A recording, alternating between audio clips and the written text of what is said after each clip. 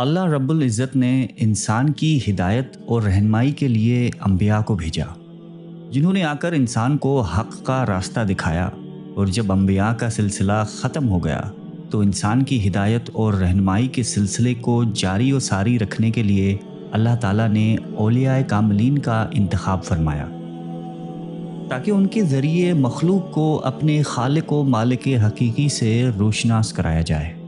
حقیقت میں یہ لوگ عالم انسانیت کے لیے سرمایہ افتخار ہیں اور ہماری اندھیری زندگیوں میں روشنی کے مینار کا درجہ رکھتی ہیں۔ انہی بزرگان دین کی وجہ سے یہ دھرتی شاد و آباد ہے، اور انہی ہستیوں میں ایک ہستی حضرت جنید بغدادی رحمۃ اللہ علیہ کی ہے۔ آپ بغداد میں پیدا ہوئے اور یہیں عمر بھر قیام کیا، اس وجہ سے بغدادی کہلائے۔ تعلیم و تربیت آپ کے ماموں شیخ سری سقطی رحمۃ اللہ علیہ نے کی۔ شیخ سری سقطی رحمۃ اللہ علیہ چاہتے تھے کہ آپ سلوک کے منازل طے کرنے کے ساتھ ساتھ ایک زبردست عالم دین اور فقہ بھی بنے۔ چنانچہ 20 سال کی عمر میں حضرت جنید بغدادی رحمۃ اللہ علیہ ایک اچھے فقہ بنے اور فتوے بھی لکھنے لگے۔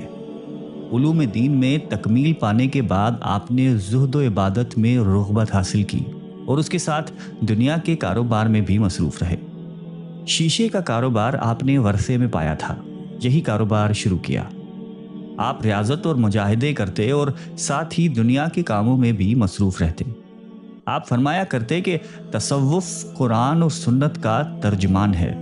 جو شخص قرآن و حدیث و سنت سے واقف نہیں، وہ پیروی کے لائق نہیں۔ ایک وقت آیا کہ شیخ سری سقطی رحمۃ اللہ علیہ نے اپنی آرزو کو پورا ہوتے ہوئے اپنی آنکھوں سے دیکھ لیا۔ اللہ تعالیٰ نے حضرت جنید بغدادی رحمۃ اللہ علیہ کو روحانیت کے اتنے بڑے مرتبے پر پہنچا دیا کہ شیخ سری سقطی رحمۃ اللہ علیہ جیسے کامل ترین بزرگ بھی آپ سے رائے و مشورہ لینے لگے۔ آپ فرماتے ہیں کہ ایک بار میرے دل میں یہ خواہش پیدا ہوئی کہ میں ابلیس لعین کو دیکھوں۔ آپ فرماتے ہیں کہ ایک روز میں مسجد کے دروازے پہ کھڑا تھا کہ ایک بوڑھا آیا جو دور سے میری طرف دیکھ رہا تھا۔ جب میں نے اسے دیکھا تو اپنے دل میں وحشت کا اثر محسوس کیا۔ جب وہ میرے نزدیک آیا تو میں نے پوچھا کہ اے بوڑھے، تو کون ہے کہ میری نظر تجھے دیکھنے کا تاب نہیں لاتی اور تیری نوست کی ہیبت کو میرا دل برداشت نہیں کرتا؟ کہنے لگا کہ میں وہی ہوں جس کو دیکھنے کی تیرے دل میں خواہش تھی۔ حضرت جنید بغدادی فرماتے ہیں کہ میں نے اس سے پوچھا، وہ کون سی چیز تھی جس نے تجھے سیدنا آدم علیہ السلام کو سجدہ کرنے سے باز رکھا؟ کہنے لگا کہ اے جنید، آپ کا یہ خیال ہے کہ غیر خدا کو سجدہ کر لیتا؟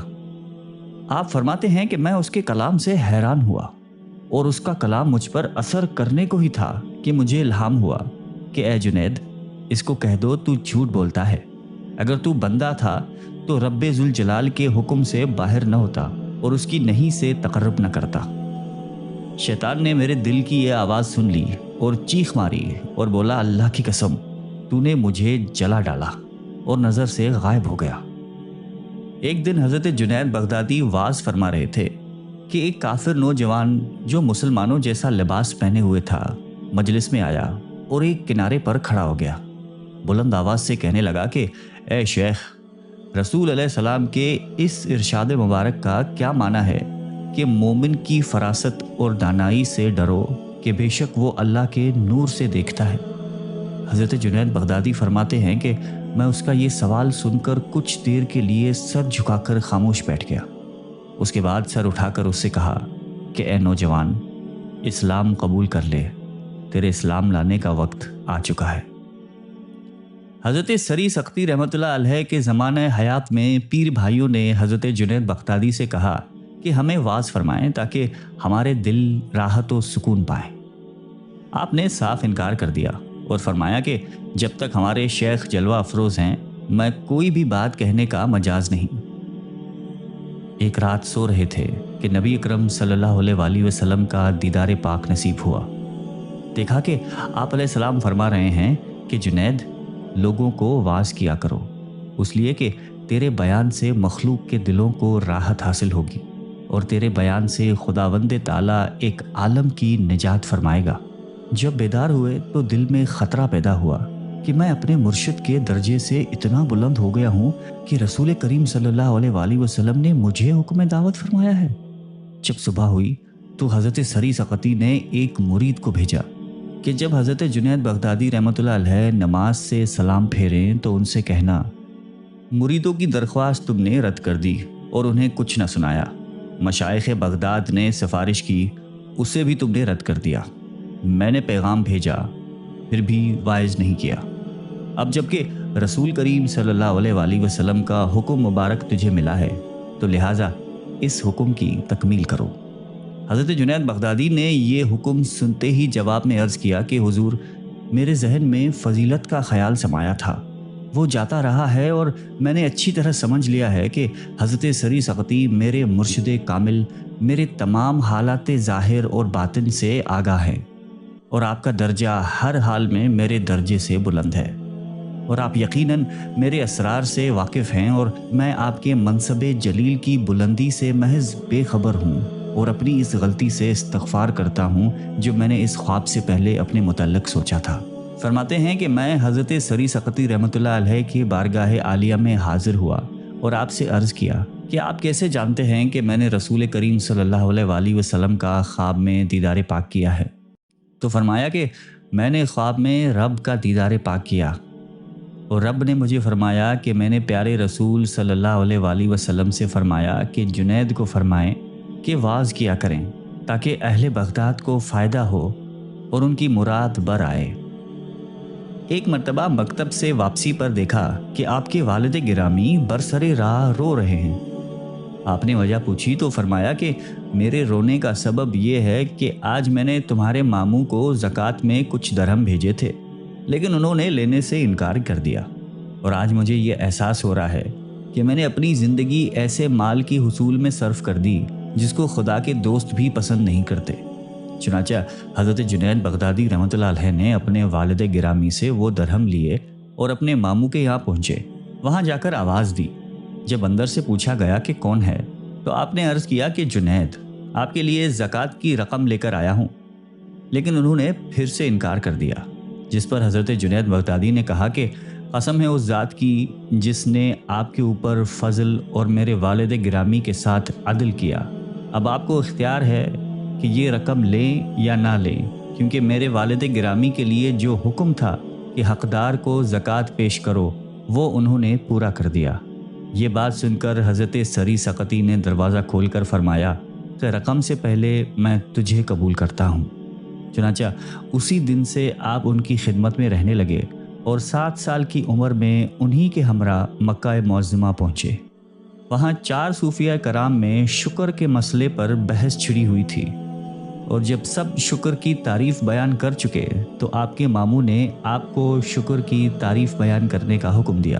چنانچہ آپ نے کچھ دیر سر جھکائے رکھنے کے بعد فرمایا کہ شکر کی تعریف یہ ہے کہ جب اللہ تبارک و تعالی نعمت عطا فرمائے تو اس نعمت کی وجہ سے حقیقی نعمتوں کی نافرمانی کبھی نہ کرے۔ یہ سن کر سب لوگوں نے کہا کہ واقعی شکر اسی کا نام ہے۔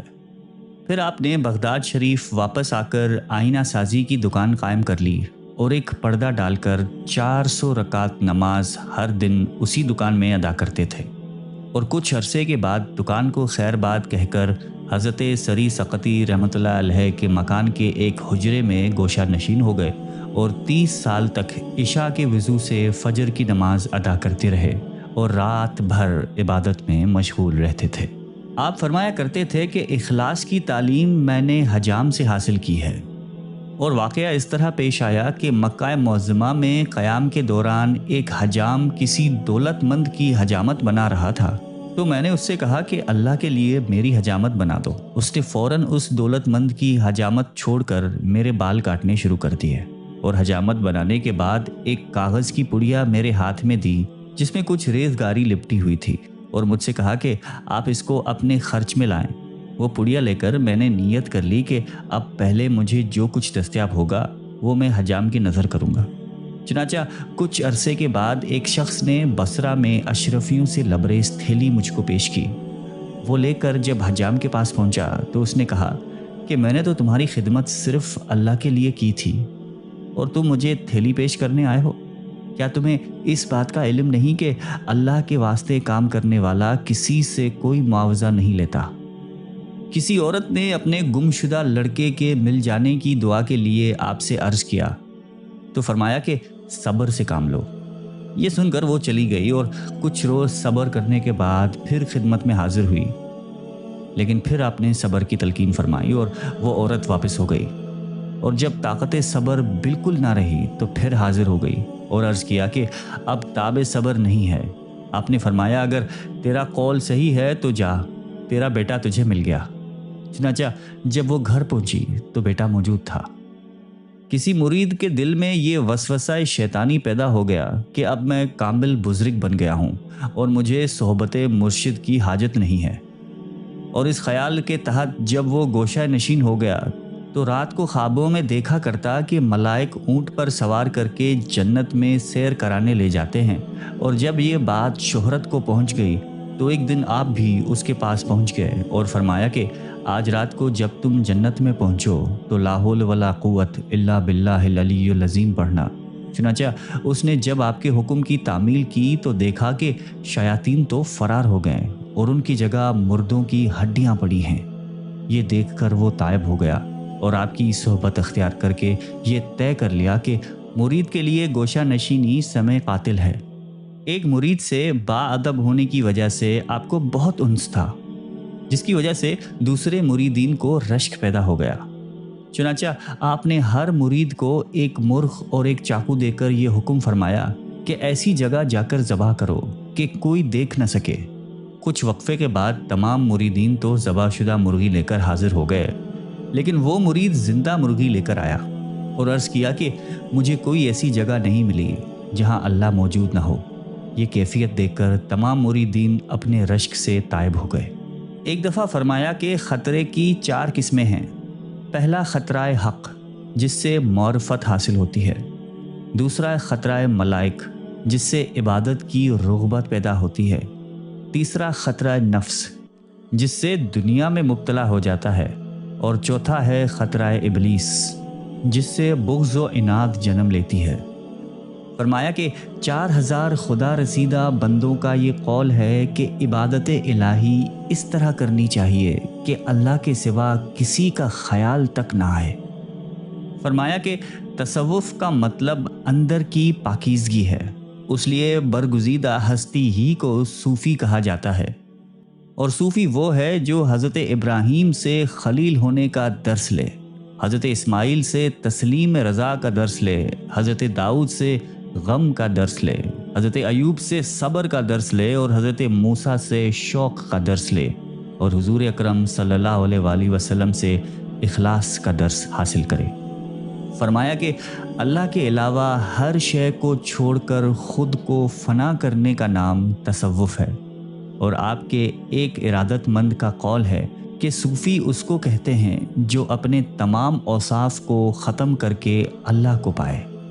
فرمایا کہ عارف سے تمام حجابات ختم کر دیے جاتے ہیں اور عارف رموز خداوندی سے آگاہ ہو جاتا ہے۔ فرمایا کہ اخلاص کی تعریف یہ ہے کہ اپنے بہترین اعمال کو قابل قبول تصور نہ کرتے ہوئے نفس کو فنا کر ڈالے، اور شفقت کا مفہوم یہ ہے کہ اپنی پسندیدہ شے دوسرے کے حوالے کر کے احسان نہ جتائے۔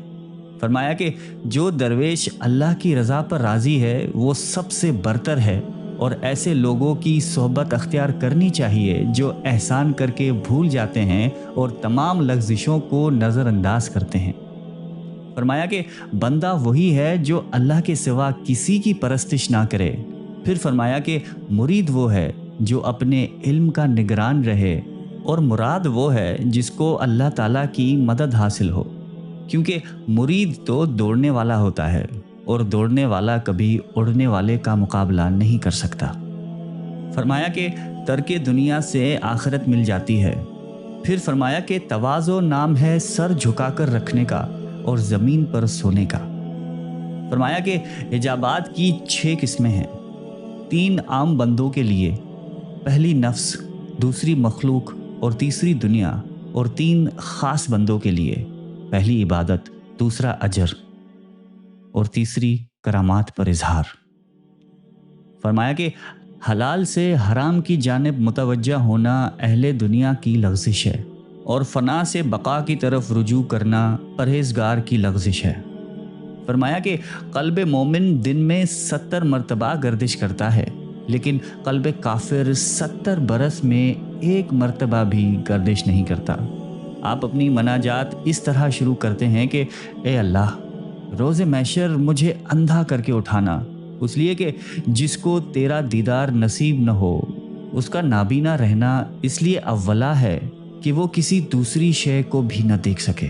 کسی بزرگ نے خواب میں آپ سے پوچھا کہ اللہ تبارک و تعالیٰ نے کیسا معاملہ فرمایا؟ آپ نے عرض کی کہ محض اپنے کرم سے بخش دیا، اور ان 2 رکعت نماز کے علاوہ جو میں رات کو پڑھا کرتا تھا اور کوئی عبادت کام نہ آ سکی۔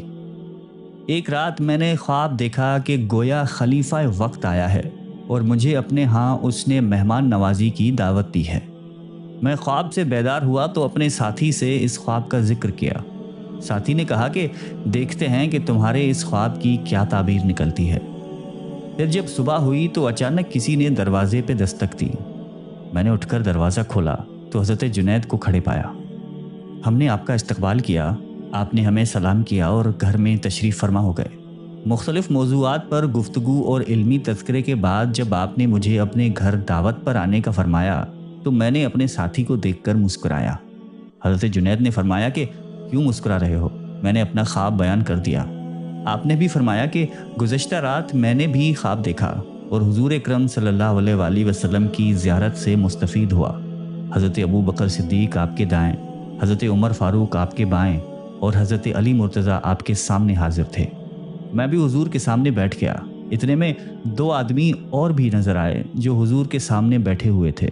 ان میں سے ایک نے دوسرے کے خلاف اپنے حق میں مطالبے کا دعویٰ کیا تو حضور نے میری طرف نظر فرمائی اور ارشاد فرمایا کہ اے ابو قاسم، ان دونوں میں فیصلہ کرو۔ میں آپ کی عظمت اور صحابہ کرام کی حشمت کے پیش نظر خاموش رہا۔ آپ نے دوسری تیسری بار وہی ارشاد فرمایا۔ میں ہر بار آپ کی ہیبت، بزرگی اور جلالت کی شان کی وجہ سے خاموش ہی رہا۔ پھر آپ نے چوتھی دفعہ مجھے فرمایا، ان کے درمیان فیصلہ کرو۔ میں نے تمہیں لوگوں کے لیے حاکم و قاضی کا منصب عطا فرما دیا ہے۔ میں نے یہ سب کچھ دیکھا، پھر خواب سے بیدار ہو گیا۔ میں سخت خوف زدہ تھا اور تمہارے پاس اس لیے آ گیا کہ خوف جاتا رہے اور کچھ اطمینان ہو جائے۔ حضرت جنید رحمۃ اللہ علیہ کے ایک شاگرد سے روایت ہے کہ حضرت جنید رحمۃ اللہ علیہ کے سوا ہمیں کسی دوسرے ایسے شخص کا علم نہیں جس کی ذات میں علم اور تجربہ دونوں جمع ہو گئے ہوں۔ بہت سے شیوخ کے اندر علم ہے لیکن تجربہ نہیں ہے۔ کچھ دوسرے ایسے ہیں کہ جن کے پاس تجربہ ہی تجربہ ہے، علم کی بہت کمی ہے۔ حضرت جنید کے پاس تجربہ بھی بھرپور ہے اور علم بھی بہت وسیع اور گہرا ہے۔ ان کے علم پر اگر غور کیا جائے تو کہا جا سکتا ہے کہ ان کے تجربے سے بھی فائق ہے۔ آپ نے 500